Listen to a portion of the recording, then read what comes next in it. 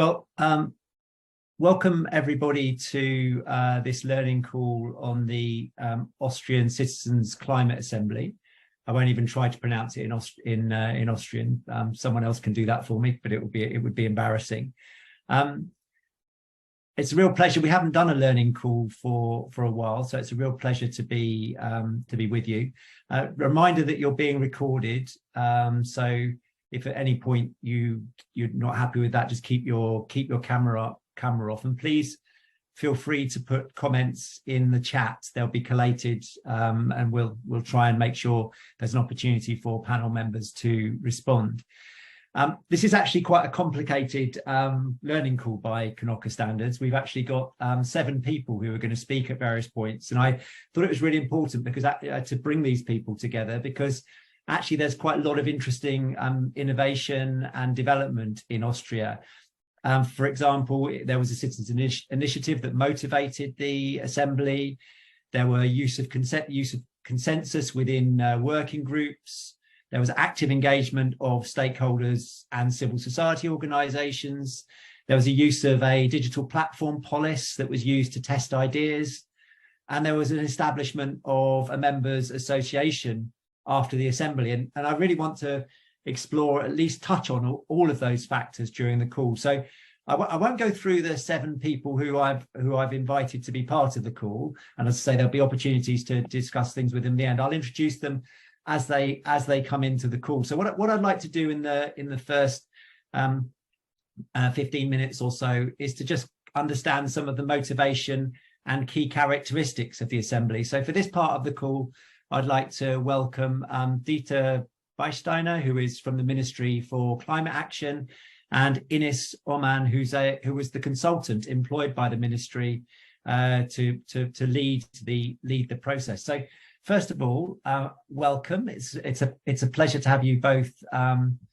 It's a pleasure to have you both here. So I'm just trying to sort out my system. That's right. And first of all, congratulations on the delivery of the assembly, because well, as you now know, this takes an incredible amount of effort, an incredible amount of patience, and an incredible amount of resources as well. I'd like to start off, and maybe Dieter, you could start with this question. What was the motivation for the Austrian government or your department to commission the assembly in the first place? Thanks. Sorry. Yeah. So thanks, Graham. Thanks for organizing this call, and it's also my pleasure to participate.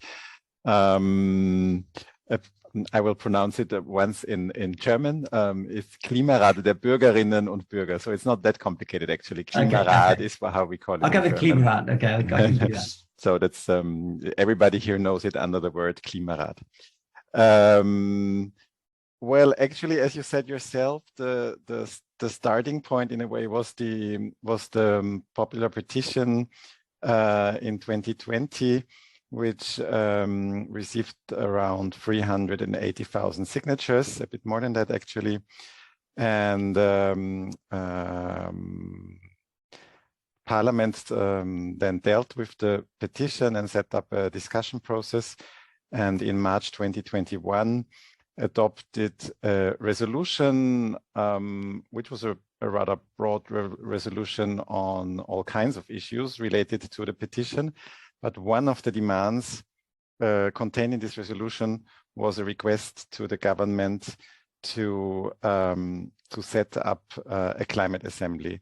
And there were quite detailed specifications actually already included in that resolution. Perhaps just to take a step back, in the petition, the citizens' petition, the Climate Assembly was mentioned as one example. It was not that specific at that stage, but it was mentioned as one example for better involvement of citizens in climate policy making. Now, the next step was, of course, that the Federal Minister of Climate Action committed very quickly to taking up that point in the resolution, and internally in the ministry asked us to prepare such a climate assembly I should add, but that's probably the same in all countries, that parliamentary resolutions are normally non-binding. So not always there is an immediate follow-up to parliamentary resolutions. In this case, there was one, and we started preparing the Climate Assembly, I think, from day one after the resolution was adopted. Perhaps in addition, because you spoke about, or you asked about motivation. Yeah. So what were your expectations of the process? What was it that you were hoping from the process and its impact? Well, we of course had followed quite closely the French Assembly, and to some extent also the UK Assembly, and followed it with great interest. And it was also helpful at that time to talk to people who participated in these assemblies. So what I think our motivation from a ministry point of view is probably a similar one to those of other assemblies, that the challenges related to climate policy are just very big ones, and in order to succeed with climate policy, you really need broad public support and involving citizens more closely into policymaking, and having something like a climate assembly that in our view could contribute to generate more such support from the public. Also, I think the idea was, and experience has sort of proven it, that it would be interesting to get like people from all different kinds of backgrounds to engage in finding solutions for climate policy with the practical background they have in mind, with all the different social job situations they have. And I think what we could really see in the assembly is that was very true, that the citizens had lots of ideas. And I think the third motivation is by using such an instrument to raise public awareness, because the public can see that there is someone like me participates in such an assembly, and identify with the issues at stake. Okay, and so you've run the assembly, and I know I'm kind of going right to the end of it. I'm kind of interested, how is the government responding to what came out of the other end of the process? So what mechanisms have you put in place internally to actually deal with this? What is quite a complex set of recommendations? Yeah. Indeed, it is a complex set of recommendations, and it's not a totally easy task. I would say, how to respond to this. That's why I asked you the question. Yeah. Well, the easy thing was that the recommendations were presented in early July, to hand it over to the Minister of Climate Action and the Minister of Labor and Economy, and also to some parliamentarians. We then had a presentation of the recommendations in the National Climate Committee, where all the relevant stakeholders, ministries, and social partners are involved. So that was the first formal step, so to say. Following from that, we're trying to work on two lines of action. One is that the ministers had promised to the citizens that handed over the recommendations a written response, and we've been working on that response. It's nearly finalized. I hope it will be finalized in the next few hours or at least days. And for this purpose, we, as the Climate Action Ministry, involved the other relevant ministries and asked for their comments. I had been more optimistic on timing, I must say, and I think I really underestimated the task ahead. And we received a lot of substantial comments of different lengths and qualities, and tried to elaborate a consolidated text out of that, responding to all the recommendations, but on some recommendations, it's also clear that they are not under the responsibility of the government, but it would go to the lender, and there we will point out that this is the case. So, and that's the one work stream which is nearly finalized. I think probably a lot of focus will be put on this, but in my view, it's a bit of an interim product also, because the other work stream is that we are currently working on the revision of our national energy and climate plan. And I know that many of my colleagues, at least from our ministry, are trying to integrate the recommendations, or many of the recommendations, into this work, and try to make best use of the recommendations for this process. That's actually really exciting, given that there's actually an actual particular policy moment that it could affect. And I think we'd like to maybe follow up with you later at another date to try and see what that kind of impact was on that process. So just quickly turning to Ines, I would just want to kind of ask a couple of things around the early design questions that you had. I see that you had a kind of a scientific board and a stakeholder advisory board. I just wondered how that kind of those governance arrangements actually worked on a day-to-day basis. Mm-hmm. Maybe if I may, one step back, I do it quickly, is the whole governance structure, I think, was really quite well chosen. This was a process within the ministry. I mean, I came in May, way later. Dieter and colleagues already worked in it, and then I supported them, and this coordination we did together, and we set up this governance structure already when we started to write the call, or establish the call for the moderation and organization team. So in the center we had the core group, and here we learned a lot from you guys, from Knoca, especially Liz and Erika. In this core group there were Dieter and I, but then representatives from the moderation team, from the organization team, from the PR, from our civil society officers. Laura is here. Is one of them, and also citizens. After the first weekend, 2 of them were chosen, or not selected, but this was a random choice, and they were in the core team, which was super good advice, I do think. That core team met on a regular basis. Yes, we met on a regular basis, sometimes in smaller subgroups, and sometimes even in a wider one where we had representatives from the Länder and from the ministry and the parliament. And then all around there was this big structure.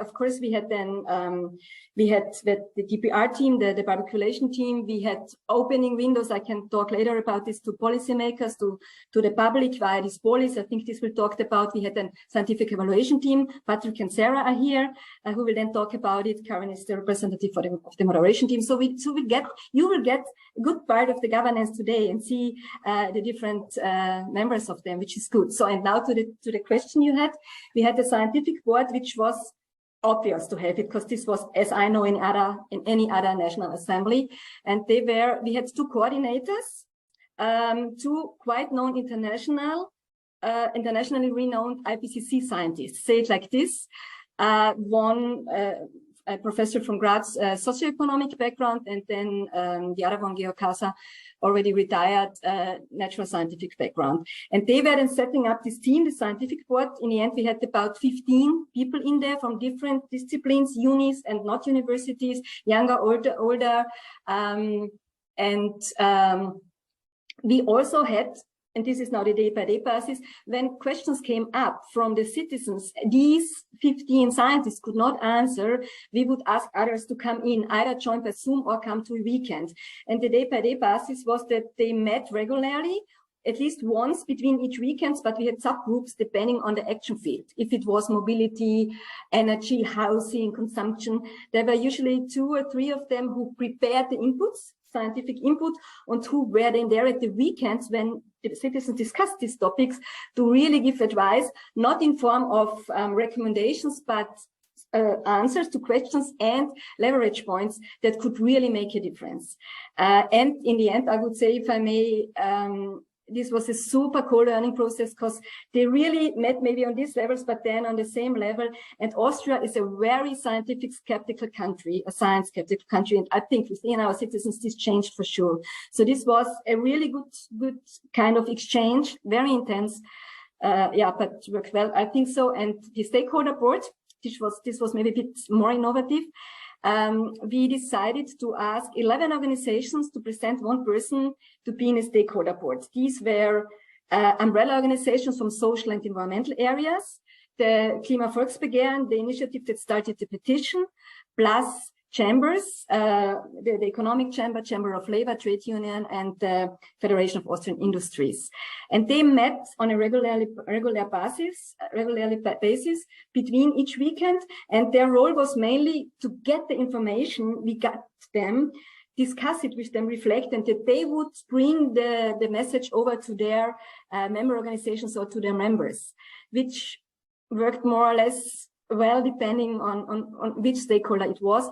And they were also invited to meet the citizens. And Christoph Streisler from the Chamber of Labor is here today. He will talk a bit more about it. They met the citizens actually twice to get in exchange and could also give input in the form of their view of the climate transition or how to reach the climate targets, but not to too much influence them, of course, the citizens. They were not forced at all to take over what the stakeholders told them. So this is maybe in a nutshell. Okay, so compared to other assemblies, I think it's fair to say that you tried to bind sort of stakeholder groups much more into the process itself and try to use them as a communication mechanism to their. That's really interesting. I'm really aware that I'm already going to be behind time in a second, so I'm just going to ask you both, and I really want a very quick answer. What was your highlight from the assembly? Dieter, what was your highlight?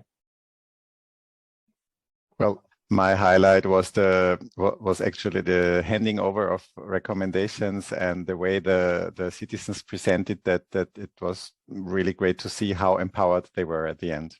Okay, that's fantastic. Mm-hmm. And Ines? I thought about it, it's many, but I'll take out a short one or two short ones. One is the last weekend when they agreed on our 93 recommendations. There were standing ovations and really tears in there. And the fourth weekend was a tough one. First of all, they realized, wow, so much to do. We only have 2 weekends to go and still to work on all these recommendations. Then they met on the fourth weekend with members of parliament plus stakeholders. And some of them were really frustrated because they had the feeling they talk to walls or not. They got answers they always get. But then in the end of this fourth weekend, they kind of stood together and said, and in German, it's jetzt erst recht. So now let's do it with even more emphasis. And this was for me a highlight because I had the feeling, we might lose some of them, but we did not. Okay, so I hope I didn't talk too long now. That's been a fantastic. Looking forward to the questions and the others. Thank you. That's been an absolutely fantastic setup for the call. So thank you both so much. We'll bring you back. We'll bring you back in the end. So I'm going to be joined now by Karen Kublock, who's a senior researcher at the Austrian Foundation for Development Research, and she was a member of the core facilitation team. It was going to be Lisa Perker, but unfortunately she's got Parker. Sorry, she's got COVID, unfortunately. Karen, is Karen there? Yes. Yes, you're not being spotlighted there. Hey, there we are. Nice to see you, Karen. So we haven't got a huge amount of time, and I want to understand a lot of things. So I'm sorry about putting you on the spot, but like other assemblies, the assembly broke into a series of working groups. We're quite familiar with that. But one of the things you tried to do was to identify some transversal issues and get those worked on. How were those issues identified, and how did you make sure that they became part of the assembly's work? Mm-hmm. Yeah. So actually, we took quite some examples of other citizen assemblies in order to choose, as you said, 5 thematic streams that citizens worked on over the whole 5 weekends actually that they had, not on the first one.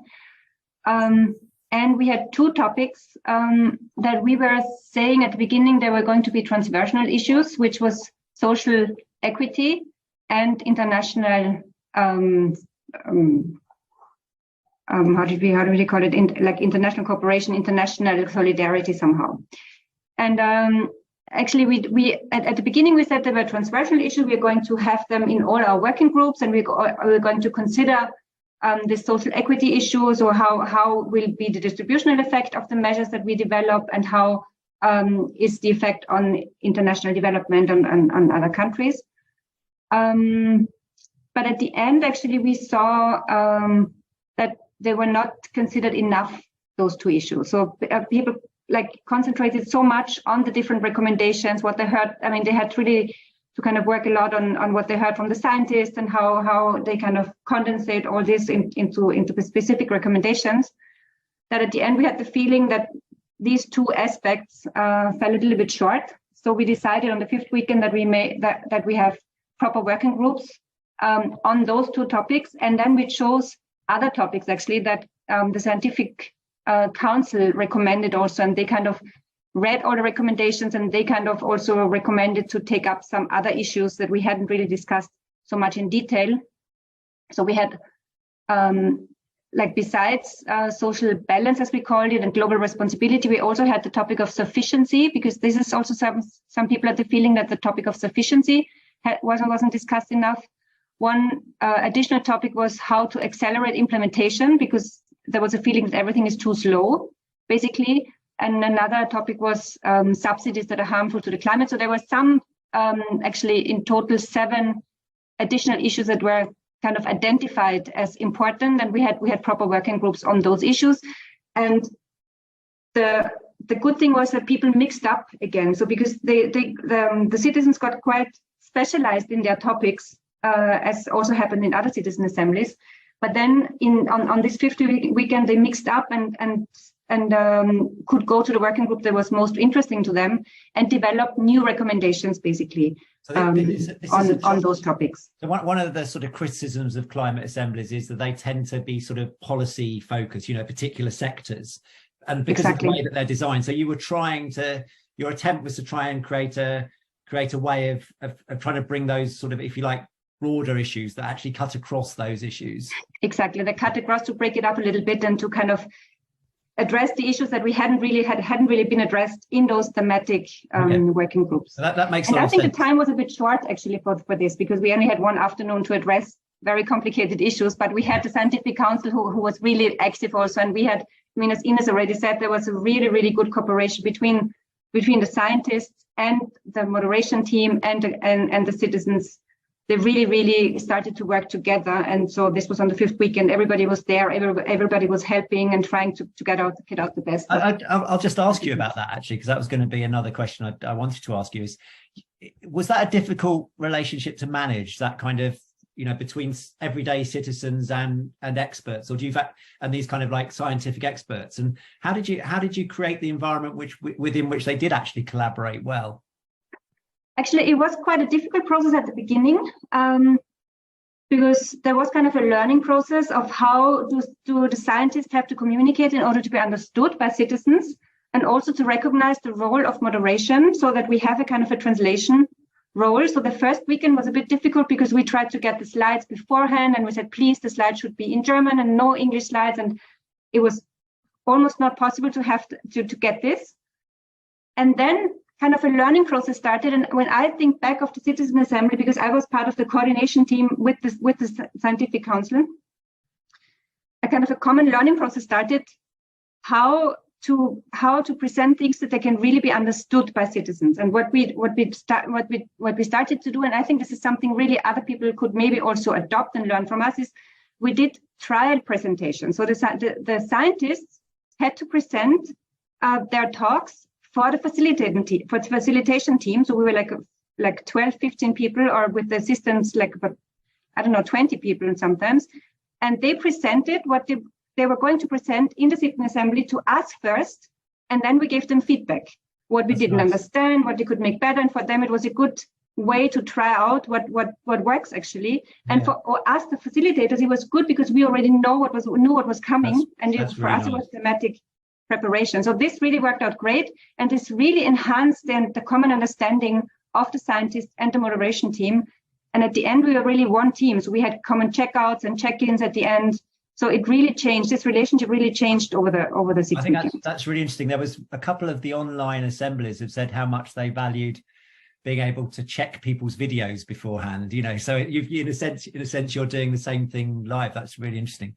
The one other thing that I thought was really fascinating about your facilitation approach that I've not seen before is that you used, within the working groups which were working on proposals, you actually used a form of consensus. I think it's sociocracy, people call it. Can you explain how that worked within those working groups? Because other people would say, well, consensus means that you'll never get more radical ideas come out. So how do you feel about that? Can you just give us a little bit of understanding of that process? Yeah, we actually used the method. It was not consensus, it was consent.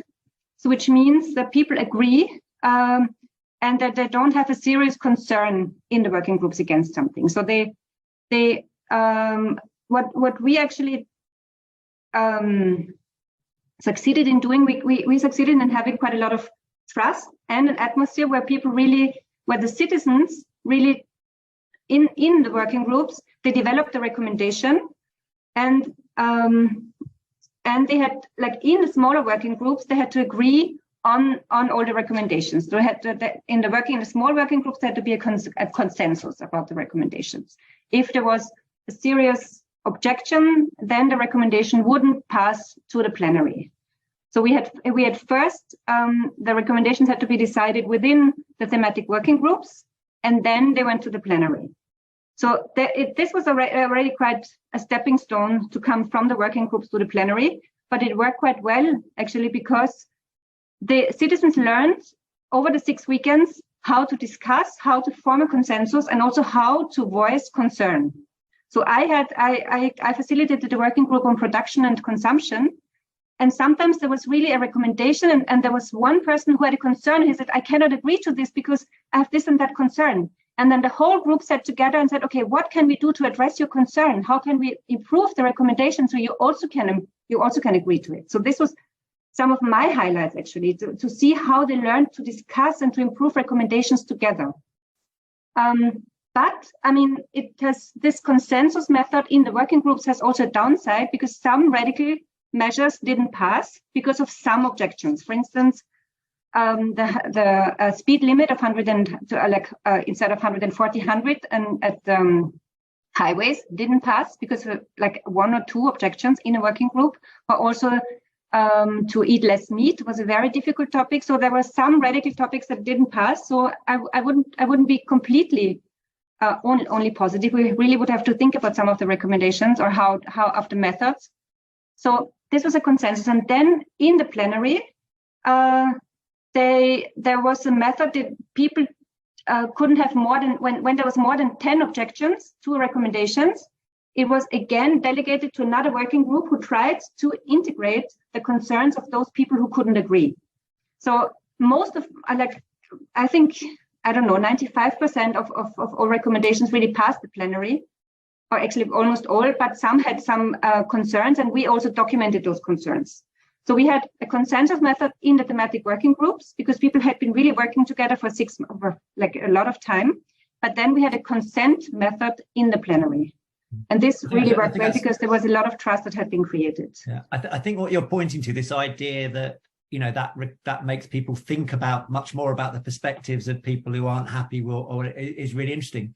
But as you say, it potentially has that downside of more radical proposals not coming forward. It's really difficult to know what the best approach is with this. Absolutely. Mm-hmm. Listen, Karen, this has been an incredibly short period of time to talk to you about this. But thank you so much for providing that detail. That's really great.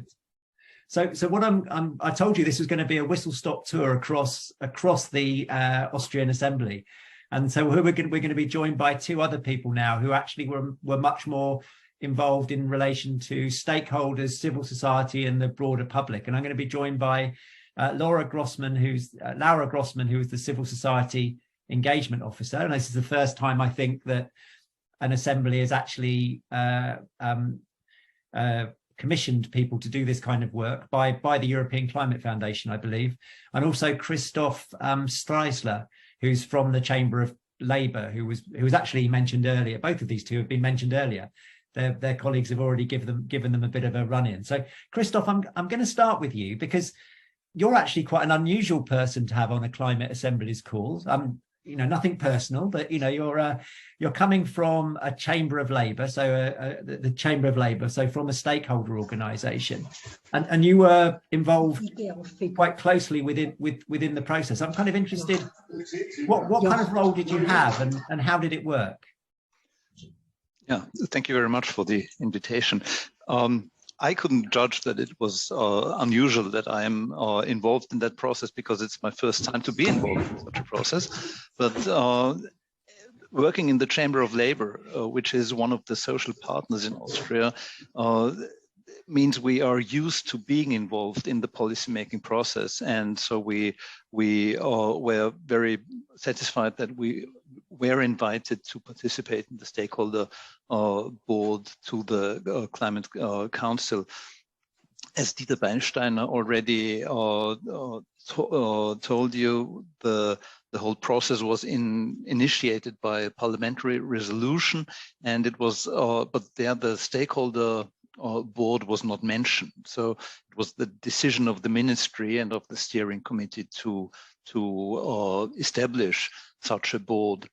And I think Ines already told you that we kind of met on a regular basis, side by side to the citizens, and were at 2 points actively meeting these citizens, and that was an interesting experience.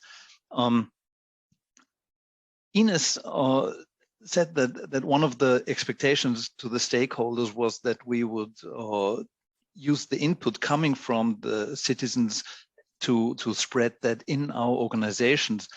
But at least for me, I must say it was even more important to bring our perspectives into the process. And I think when we got the letter from the ministry, it asked us to give feedback on the design of the process, on the choice of topics, and on the documentation. So the expectations towards the process were that at least for the trade union federation with whom we work together very, very intensely, that in the process of the Climate Assembly, we could touch upon the profound contradictions which are in an economic system that is based and focused upon growth. Contradictions with achieving the climate goals. And so it was, for us, it was very important to bring this perspective to the citizens who met, because I think professional policymakers tend to gloss over these contradictions, and the expectation was that the Climate Assembly can introduce new perspectives on these contradictions based on their really personal everyday life experiences. And to a certain degree, I think that was realized. But I will come to the caveats in that maybe a little bit later. So we wanted to convey our specific perspectives as stakeholders, and that as the Chamber of Commerce was in there too, and the Association of Industrialists, it's clear that these were sometimes quite differing perspectives. The main expectation was that the everyday life experience of the citizens would really help to produce new perspectives on the whole issue of formulating climate policy. And one point where I wouldn't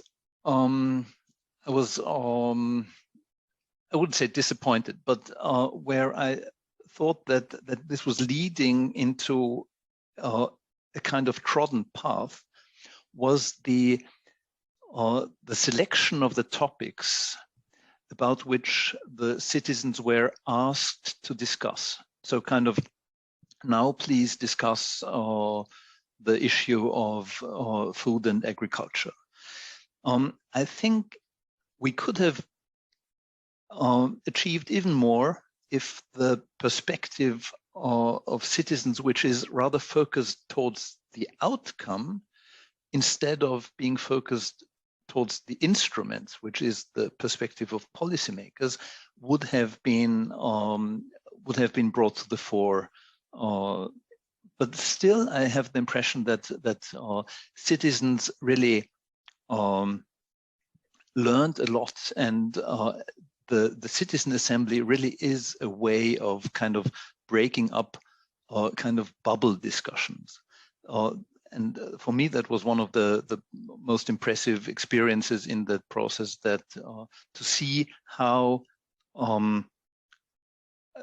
the citizens themselves were astonished how much they can achieve when they get good fact-based input and have time to discuss that. Okay, Christoph, that's really interesting. So one of the things you're pointing at there is possibly it would have been, we might get more out of asking citizens about their more about their sort of vision or scenarios about the future, rather than actually necessary policy instruments. That's really interesting. That's really interesting. Okay, and so what are there any other lessons you think we can learn from this kind of attempt to engage stakeholders? Is there any way we could do this better, or do you think actually you did it pretty well? I think that the outcome, Dieter Beisteiner said it was such a relief when or it was the highlight when the list of recommendations was tabled or finalized. I think it's good that it is a process which goes on. Not all citizens will be involved in that process, but for me, one of the important lessons is we have to think harder about how we can keep the process more open, and really let citizens discuss it from their personal experiences, from their personal point of view. Okay. So that would be my takeaway. That's really interesting. Thank you. And Laura, you had a really interesting role that we've not really seen in a climate assembly, which is actually active civil society engagement during the process. And that was your responsibility with your colleague, Paula. Do you want to tell us a little bit about what you did and how successful you think it was? Yeah, it was really interesting, and it was learning by doing. As you say, it was the first time that a dedicated role, a person or two people were created for this task. It was financed by the ECF you mentioned, and kind of conceptualized between Knoca and Ines and some others before we came in. And by then it was called liaison person, and we were meant to be like an intersection between the media team, press work, and the facilitation and the stakeholders. And in the beginning, my colleague and I thought a long time about the name and how it would be perceived, and we thought liaison person not really very catchy. And after some debate, we decided on civil society engagement offices, and I think that is a rather fitting name. And we realized, we kind of divided our work into 4 streams. One of them was working with the stakeholder board. The second was cooperation with the media and press team, communication to the broader public. The third one was communication with the organized civil society. And the fourth one was communication with unorganized civil society or general public. Stakeholder board, I think Christoph and Ines have said the most important things.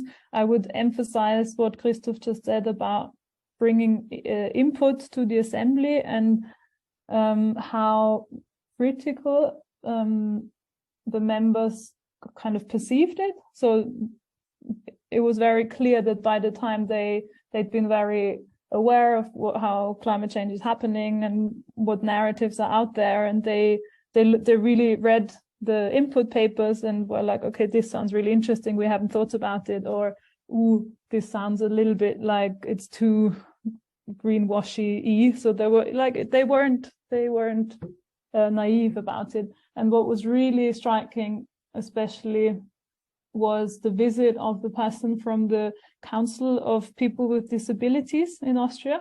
And he came in, like he was at the same weekend as everyone else, but he came in at an interesting point in time where a lot of the citizens were really touched by his story of how some climate action, or especially in terms of mobility, just don't work for people with disability if they're not included in the design of policies and of actual design of things. I remember that one being really an important information for the citizens. So do you actually think it was an effective role, the role you played? I mean, of course, it's your job. Of course, you're going to say it was effective, but do you think there are lessons we can learn from it, from other assemblies? Yeah, definitely. I mean, one lesson that we learned in terms of the second stream cooperation with the communication team was, while media and social media teams work on superficial information to a very broad base of people, our role was to give in-depth information to the people who are actually interested and who kind of reached out to us, or who might be multipliers. And this differentiation was something that we should have negotiated with the media team early on, which we didn't, because it was all very last minute. And we kind of, at some point, we felt a little bit like we were working against each other, because the target group they had focused on specifically was a different one than we were addressing, and we just never really cleared that in the beginning. But we did end up providing some information and some content for the social media accounts, for example. We also helped design the website, or put information on the website that was important from the eyes of interested civil society. So actually what's really interesting here is kind of getting the communication strategy right. Almost, I don't want to say segmenting, because that's not quite right. Well, it might be segmenting, of actually thinking there are different actors for whom we want to communicate to, and they might require different approaches. Yeah, definitely. You mentioned in our chat before that we had a reflection meeting last week, and that one of our media team gave a short presentation about their media strategy, and they were actually focusing on kind of bourgeois or highly educated, slightly conservative segment of the Austrian society that aren't necessarily already on the climate protection side, but they are kind of reachable in such a short time. And that's not the segment that we were working with in terms of very into, I don't know, NGOs or activist groups that work on climate for a long time. So that there are different target groups, and that needs to be clarified. And different target groups, and therefore different mechanisms you might need. Exactly. And different activities. So again, we're a bit tight on time, but I just wanted to ask you, there's actually been an association set up since then, and this is a bit like the association that was set up in France, but I understand that you're carrying on and providing support to that association. Can you tell us a little bit about how many assembly members have stayed involved and what they see their role to be? About half of the assembly members that stayed with us the whole process are members of the association, and I would say about half of them are like really active on a day-to-day basis, and their goal is to follow up with the implementation, and second, also to spread the knowledge that they've gained throughout the process about climate change with, so to speak, normal people, with non-activists, like they were, or most of them were before. I think it's been really helpful also for me and Paula to still be there, because they came out of this hyper well facilitated 6 months process, and now are boom, like loose into welcome to the world. Which was really interesting to observe. It was a very harsh transition, and it's taken a while for them to set up structures and working groups, but now a lot of them are really into it and are really doing great work. And I mean, one learning that we've definitely made is that it would be nice for some of the governance structure entities to continue working after the official process is finished, such as the communications media team, for example, or the people supporting the dialogue with politicians, because their contracts all stopped in July, and there were a lot of open doors, or like possible open doors, so we didn't really have the capacity to harvest because those people were lacking. So me and Paula have actually been picking up a lot of the slack that was left over from these. So that's definitely a learning. It was really interesting in Scotland, the Secretariat and their stewarding board actually carried on for about 9 months afterwards in order to pick up some of those options. And even they said 9 months wasn't enough. You know, they've already said that they needed more than that. Listen, thank you, Laura and Christoph. That was really interesting, and we'll bring you back towards the end for questions. But thank you very much for your insights. I'm just going to turn finally to a couple of researchers who are involved in the process. Sarah Nash, who's a postdoctoral researcher at the University of Continuing Education in Krems, and Patrick Scherhofer, who's a senior lecturer at the University of Natural Resources and Life Sciences. And it's kind of interesting, the European Climate Foundation funded a couple of research teams to do research independently of each other, but I think they were in contact with each other as well. So I thought it was just quite nice, after hearing from the people who were involved in designing and delivering the process, to hear from the researchers about their perspective, and maybe to actually respond to some of the things they've heard, and whether they agree with some of the things that were said. Sarah, if I can start with you. I didn't have time to ask Ines this question, but one of the issues that when they did the selection, I understand that there was a certain amount of, I don't know, bias isn't the right word, but the people in the assembly were quite concerned about climate. They hadn't kind of quite segmented that in the right way. Can you just say a little bit about that? Sure. So part of our research that we conducted in Krems was 2 quantitative surveys, one with members of the Assembly and one with broader general public. And they were done in various waves. So 3 with Assembly members at the start, middle and end of the process, and then with the public at the start and at the end. So we've got also nice temporal data there as well. And we also, when speaking or surveying members, it was all anonymized, but they all had like acronyms, so we could actually chart individuals and how their answers changed over time as well, which is quite interesting. Yeah. In terms of how worried the members were about climate change, you're actually absolutely right. They were much more worried about climate at the start of the Assembly than the general public were. So I looked at the exact figures in preparation for this call, and we had 59% of the members were very worried about climate change at the beginning of the process, and 37% rather worried already, which in comparison to the general public, that was 23% and 54% respectively. So we see it's definitely much more pronounced among the members of the Assembly at the start before they'd heard anything.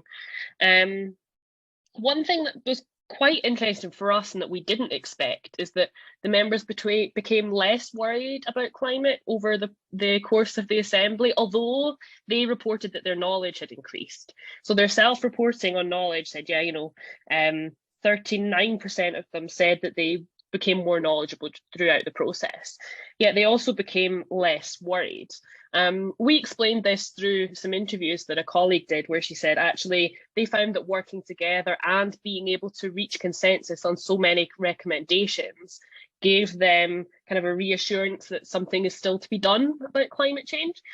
So I found that one particularly interesting as well, and maybe brings a bit more nuance into that, because it looks like they're kind of closing into the general public, but whereas it's a different dynamic there, I think. Okay, that's really interesting. And Patrick, you were involved in a sort of a slightly broader analysis of the sort of input, throughput, output of the process, which I only just got on my desk a couple of days ago, so I haven't managed to finish it all yet, because it's quite a long research report, which will be released. I believe Sarah's report is actually in the public domain. Yours will be in the public domain very soon. By tomorrow. Yeah. Oh, tomorrow. Oh, okay. Well, we should have done it too late for the learning call, but we shall make sure. make sure we post it on the Knoca website, both of them. So, Patrick, what would you say the sort of research highlights were for you? But not repeating what Sarah had to say, but what do you think were the core? What would you take away from this this process and think actually these are things that were done well, or these are things that could have been done better? Yeah, it was very interesting for me listening to all the presenters before, because everything was said was true, but there are also some critical aspects on every issue which was already mentioned now. So from our perspective, and we have done a lot of interviews with facilitators, stakeholders, and also experts from the advisory board, the scientific advisory board, and we in the core of our investigation was a participatory observation. So we were there at all 6 weekends. And as Karin, for example, told about the cross-sectoral issues, and for us it was rather weak because there was no transformative potential at the end or disruptive recommendations at the end tackling the climate problems. Only one example. A second example would be the stakeholder integration. So the assembly members was really upset regarding especially two members represented there. They were only online there, and for only one session it was the representative of the economic chamber and the representative of the Federation of the Austrian Industries. A third example would be there are highlights of this consent principle, but there are also major weaknesses of this consent principle. And Karin already mentioned about this threshold, about having 10 big issues not to go into this consensus, and you have to discuss if 10 it's really a high threshold regarding the overall participants or number of participants. And there are also several other weaknesses which you can follow up in our report. Yeah, and there have to be some criticism. Yeah, you wouldn't be a researcher if you didn't have criticism. Yeah. I wouldn't be a political scientist if I have no criticism. So I guess my question to you both is, given that you both kind of like offered not just pure criticism, but kind of some insights into it, what would be your what would be your recommendations for future assemblies? What are the one or two things based on the research that you've seen that you'd want to say, I'd like to see, this is what citizens' assemblies need to do in order to perhaps deal with some of the issues that you've raised? So Sarah, is there anything that comes to mind for you that you would recommend for future assemblies? Sure. So I mean, I think it's at this point also important to point out this is the first citizens' assembly of any issue at the national level in Austria. So we've got a lot of recommendations in our report that are very focused on, how these processes could move forward in an Austrian context. And we've said for the Klimarat, then it's really important, obviously, how that follow-up takes place, and that kind of, feels followed up on and that's taken seriously. But looking more broadly, obviously, looking at the composition of the Klimarat, which our data does a lot, we said it's really important to find out how to engage less concerned citizens, access those critical voices who were underrepresented in the Klimarat. So we had people who were really worried about climate change and more politically interested being overrepresented compared to the general public. So finding a mechanism to kind of balance that out, including it, for example, in the sampling. So something like actually having an attitudinal criteria in the sampling. Yeah. Like they did in Scotland, they did that in Exactly. the UK. Yeah, okay. Yeah, exactly. Yeah. So that was kind of a very concrete thing that we've suggested to address that point that we've made. Okay. I just want to reinforce what Sarah just said then, because we have to remember that we're still on the early days of these assemblies. And so anyone who's actually tried to run one, we have to admire them for even trying. So my respect to everybody in this call for actually doing that work. But of course, as a community of practice, we also have to think about how we develop and improve it further. So Patrick, a couple of thoughts from you, perhaps? Yeah, maybe on the positive side, on the gain side, I think this method of citizen assembly or climate citizen assemblies is very, very special, because there's always a tension between the deliberative part of such an assembly and the participatory part of such an assembly. So there's a tension between the procedural dimension and the substantive or content-oriented dimension. And we call it often participatory deliberation then. And our assumption is that the Austrian case was very strong on the participatory dimension, especially compared to other citizen assemblies in Europe, because they've done a lot of things on this participatory dimension. But at the same time, they were also able to create I would say, an adequate relationship between those two dimensions at the end. So our report highlights also that this to have such a kind of reflexive approach of both dimensions, the deliberation and the participation, is very important or decisive for any assembly success at the end. But only having success on the process dimension and not on the input dimension and on the output dimension, it would be other. I think it's really important point that, Patrick, because we spend so much of our attention on getting the assembly right, getting this, making sure that the experience of citizens is a good experience, and not necessarily thinking about the structures that need to be in place beforehand in order that actually afterwards you have impact. And I think I was asking someone recently about where's the playbook for how a public administration responds to a climate assembly, and there isn't one there, but there's lots of playbooks on how you do a good climate assembly. So that completely resonates with where I am on that. I think that's really interesting. So thank you both so much. What I'm going to do now is invite everybody back. I'm putting the pressure now on Stina and Nana. So we need to get Ines, Dieter, Karin, Laura, and Christoph back into the space. And look at that. Look how brilliant they are. And what I want to do is to sort of take 2 or 3 questions from the audience, and and then kind of like get relevant individuals to respond to those. Don't feel that we can't possibly have everybody responding to everything. Can I just say my timekeeping was absolutely brilliant on this? I'm just going to commend myself at this moment. It's now going to fall to pieces. The last half hour is going to be complete anarchy, but at least we got this far. So I don't know whether I can actually invite people into actually ask their questions. I'm going to take a liberty, and of course they may now be not online, but Lise, who's a colleague within Knoca, actually asked a really interesting question about the political mandate. And Lise, I don't know if you want to come in and say your question, or you want me to read it. Are you there, Lise? Yes, I am, Graham. Thank you.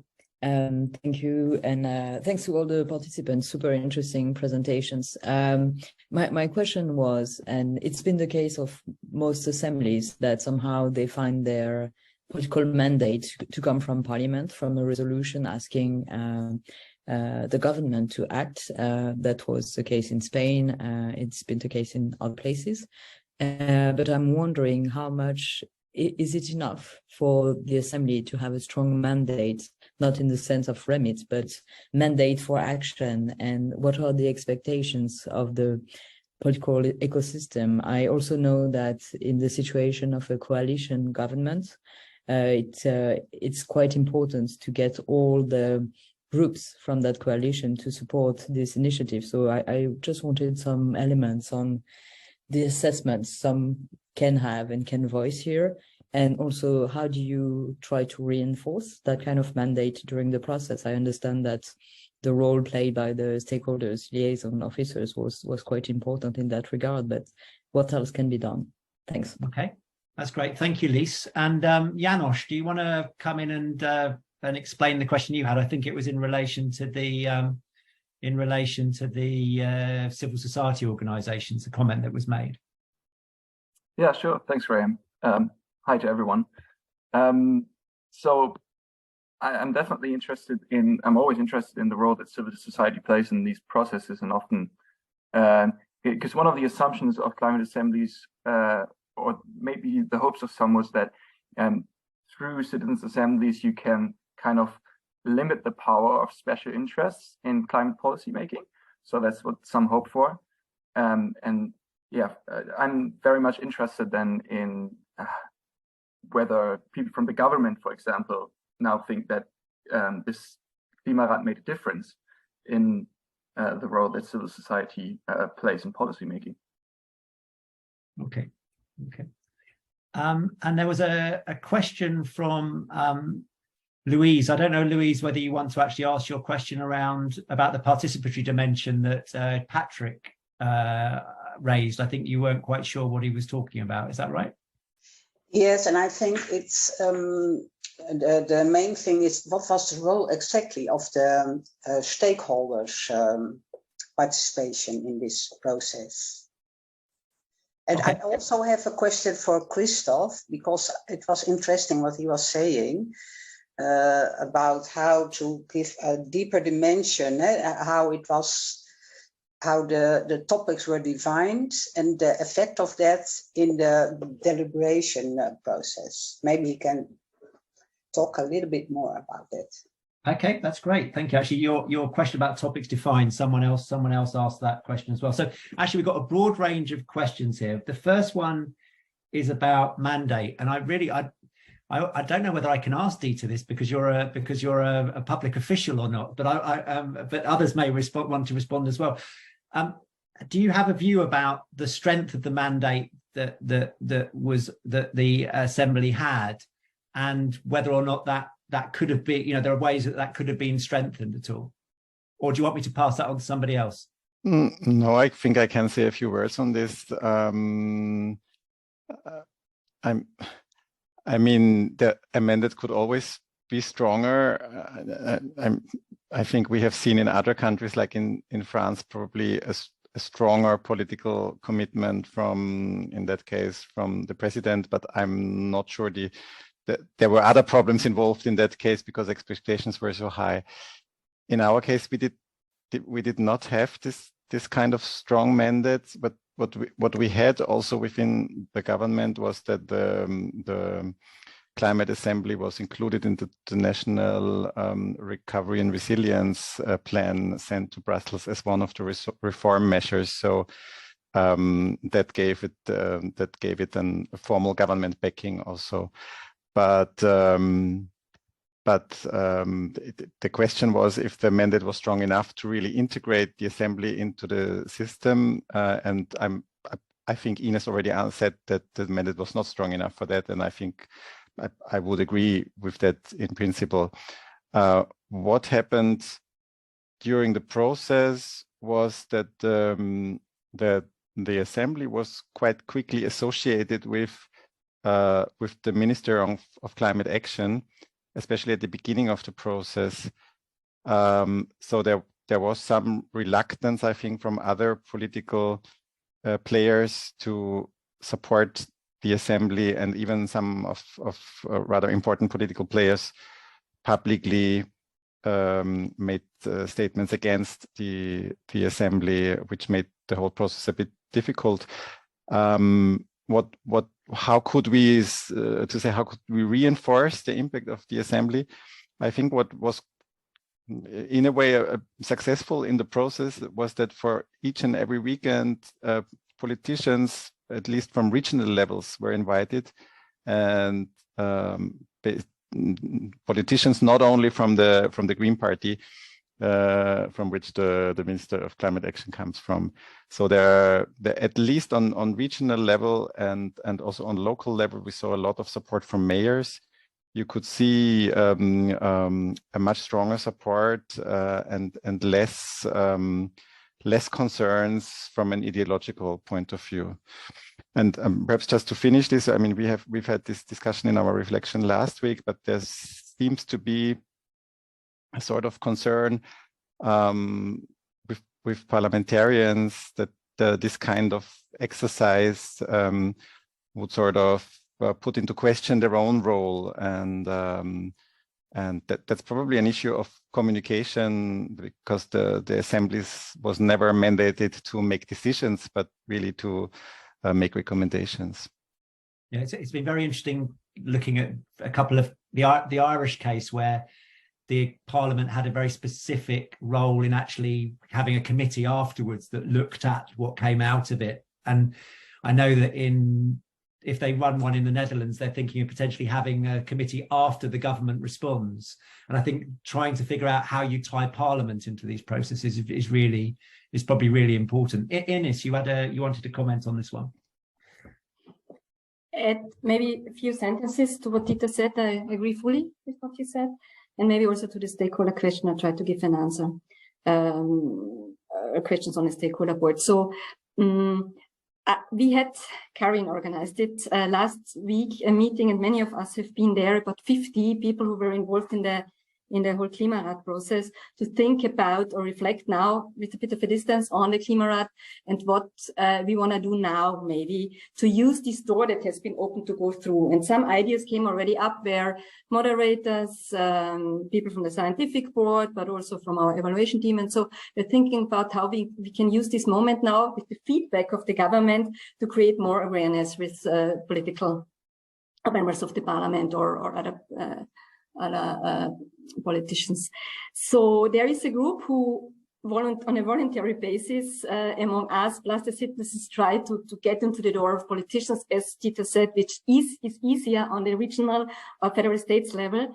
However, maybe there will also be something on the national and parliamentary level, but it's too early now to answer your question, Lise. What could have been done, we can think, but what can be done, because we still think of things we can do.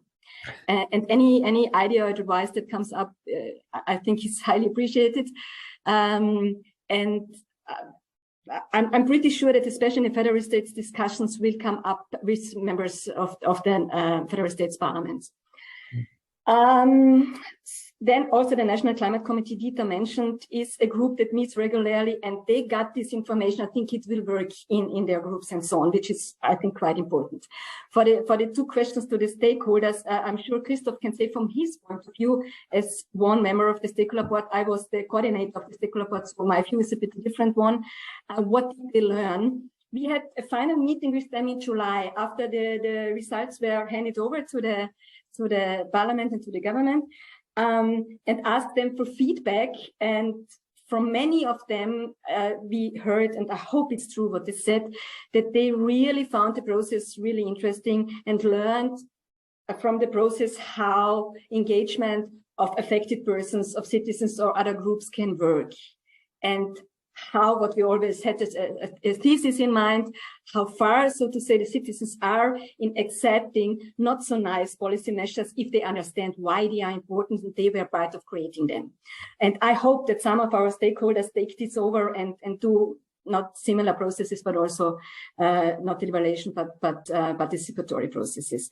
So this was one question. And then there was another one about the stakeholder. I'm not sure but I don't have to. Don't worry about it, Ines. Yeah, let's move to Christoph. That's what I wanted to. Thank you. Yeah, no worries. So Ines is. So do you want to respond to what Ines said about the experience of being a stakeholder? I mean, you started to talk about some of this already, Christoph. I wanted to make one remark concerning the strength of the mandate. Still, I think, in my understanding, it was not very clear in the beginning who the recommendations will be addressed to. And I think it would have helped the process if still already in the beginning, it would have been very clear that the Climate Assembly in principle gives a recommendation towards Parliament. Because I think that this would have clarified the democratic relationship between these two bodies, so to speak. We should avoid a Climate Assembly being a kind of substitute parliament, in my view. Concerning the stakeholders, I think one of the questions by János was if the Climate Assembly gave more voice to civil society compared to lobbyists or stakeholder institutions. And I think that this is true. It is a process which we are currently witnessing in the Austrian political constellation, because the involvement of the Green Party in government leads to a diminished role of social partners in the policymaking process, at least compared to former times where you had coalitions between the Conservative and the Social Democrats. Still, as a representative of one organization which has roughly half of the Austrian population as their member, I think that the Chamber of Labor as a stakeholder organization has a very broad basis. So we really have these compromise finding processes in our own organization. So I'm relaxed towards the question, should civil society be involved more, because we really understand ourselves as involving civil society in a sense. Okay. May I still answer the question of topic definition? What we I can. Meant I was going to move to Karen on that yeah, one. But please do. I can come back to that. Okay. So and we can talk a bit more about the implications of that. Laura, did you want to say something about remit or about the civil society question, or both maybe? About the civil society questions, because your excellent timekeeping actually cut off the core of our work, which was with organized civil society outside of the stakeholder board. And I think that's a very crucial differentiation to make. Yeah, sorry about that. I apologize. I think it is like partly Austria has a special set of circumstances, because some of the stakeholders that were in the board have traditionally a very strong mandate in Austrian politics and policy making, more so than in other countries. This concept of chambers that also are in negotiation with government is quite specific. So I think the stakeholder board was really a great innovation. I did notice, however, that in a way it stood in our way to communicate with some other civil society organizations, because this board was an official thing. It was already said there was a letter sent out inviting people to send one representative, and like Christoph said, these are huge organizations. I mean, the chambers for one side, but then also the more like NGO kind of organizations were always umbrella organizations. So there was one person representing all environmental NGOs in Austria. And we were relying on this one designated person to be engaged in the process and to spread the message and to, be the bottleneck. And I think Christoph was one of the more engaged ones. But we did also face the situation that we actually wanted to engage with all the organizations underneath the umbrella. And in a way we couldn't, because we couldn't override this one official person. And in some of these umbrella organizations, there would have been really, really engaged people further down or somewhere else in the organization, and we couldn't reach them. And as soon as the process ended in July and the stakeholder board kind of dissolved, we had a very different standing and could then approach the NGOs. NGOs, yeah. No, I'm saying it's such an interesting observation about the sort of unintended consequences of particular institutions that you choose to put in place. You know what I mean? It's kind of, that's put in place with all the with a set of expectations, but then it has other implications. I think that's really interesting. And we did reach out. In some cases it worked really well. I mean, my colleague was with the Arbeiterkammer in one of the federal states. So there was then kind of trust built because they knew Christoph had been on the stakeholder board. So it had positive sides as well, but I think it's important to keep in mind. And then it was really interesting for us to communicate with the NGOs, the climate NGOs, and the activist groups. And there was a question, how did they perceive it? Is it a competition? And I think for some of them it is. I mean, depending on the focus of the NGO or the activist groups, some are afraid that the assembly will not produce as radical results as they would ask for. Others are afraid it will be too radical. Others don't trust citizens to be able to come up with good recommendations. Others don't have the resources. So we actually found it really challenging, with the exception of Klimavolksbegehren and Extinction Rebellion, really to be in touch even with the bigger ones who were part of the stakeholder board. So it was really challenging. What we found the most promising group of organized civil society was actually regional leaders. So there's this European project of climate and energy model regions or leader regions, E5 regions. And they E5 are is Austrian, sorry, and the sorry. leader is European. They are, my hypothesis, they were really up for input and cooperation, because their constituency or their target group are normal people that aren't activist or climate interested, whereas the NGOs, their target group is already interested in climate and environment. And so these regional leaders, they were really, really a good multiplier. That's really interesting. And I think it's not uncommon. We found this across a lot of assemblies where organized civil society, particularly around environment and climate, have a degree of suspicion because they see it potentially as, well, all sorts of reasons for that. And we're trying to do some work on that, trying to help civil society organizations think about how they can engage, because there are different ways of engaging with the Climate Assembly. And I just don't think they necessarily are aware of those possibilities. So, Karen, I just want to bring you in for a second, because this question about how topics were defined was the original question, which would still, I think, be useful just to get some more clarification on that. But also maybe to reflect again and to sort of reinforce this issue, which we talked on briefly, about the challenge of kind of looking at particular policy sectors, but also wanting to say something systemic, which Patrick brought up in his discussions. And I just wondered, we only just touched on that, and we're only going to touch on it again. But what are your reflections on how could you have done that differently? Would you like to have done it differently if you could have your time again? So first of all, how were they decided?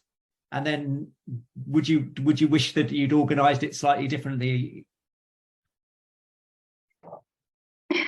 To warn you, my son is just getting a COVID vaccine, and he's in this place and calling me every 5 minutes because he has some questions, what to fill out and all kinds of things. In case he calls me, I have to answer. Okay.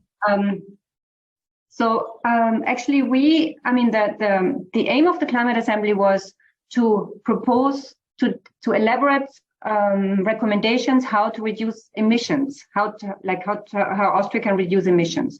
So we looked at the biggest sectors where Austria, where many emissions are produced, basically, and those are food and land use and mobility and housing and energy. And then we thought about industry, because industry is this other big topic, but industry is not really a field where citizens can really say a lot, about what kind of industries and how to produce. So we chose this production and consumption as a topic because we felt industry was too complicated for citizens.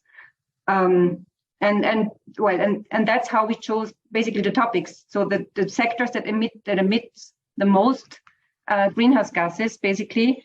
And then we also and then we also had the scientists who were specialized in those topics, and we produced material for this. So this is basically how we chose the topics. And also, of course, we looked at other climate assemblies, and they kind of they chose similar topics. And actually, at the beginning, we had thought that every weekend will be dedicated to one topic entirely, and then we quickly realized that it's not possible because citizens need much more time to get into those topics. But what we did compared to other assemblies, because we learned, I think, from the British Assembly and also from we looked at the French one, that the citizens were so much engaged in their topic that they kind of worked against each other and they didn't agree on the others' recommendations. We always had marketplaces, and we always had exchanges where people always could ask questions and saw what the others produced. So this was every time something that we really considered, how to mix people up, how to create trust between the groups also, not only within the working groups. yeah, basically that's how we chose. I think that's really, would you, in retrospect, would you organize it another way, or do you think actually this was the right way? Because I have this feeling, and maybe I'm wrong, is there's been a path dependency because France and UK did it this way, then someone else did it this way, then someone else did it this way. You know what I mean? It's kind of like we are learning too much sometimes from the other assemblies. Yes.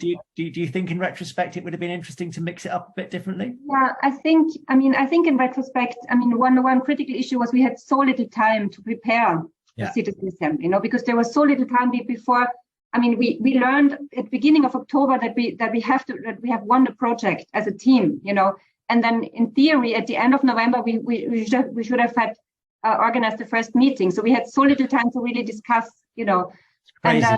And then we looked at other countries and we really did a lot of research, but it would have been much more interesting, for instance, to have a talk within Knoca, for instance, with all the others and see what did you learn, what would you recommend to us, and also what Christoph, what you said about what you would have done, so to have more time for discussion, prepare, have the learnings. I read all the evaluations of the other citizen assemblies. I really tried, but a little bit more time to reflect on what can we learn and what shouldn't we do would be really great. And I think this would be maybe a topic for a learning call, what not to do and how to choose topics. So because we really had too little time to really reflect on this.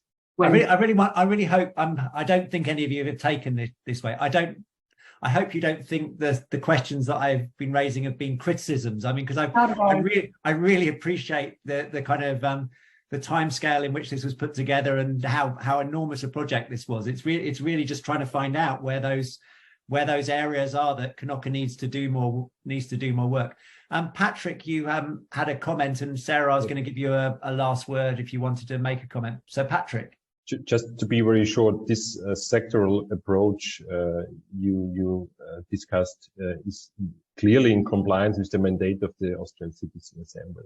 But if you want to do something more, and I'm climate scientist, if you want to really tackle this crisis, you have to bring in those really cross-cutting issues, the global north and south divide, the responsibility of the north, and so on the table right from the beginning.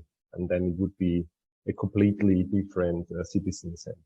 No, that's really interesting. And it's really interesting that my experience is that citizens want to talk about those things. It's not as if they don't want to. It's just sometimes that the structures of the assembly mean that it's not so possible. Sarah, did you have any final thoughts at all?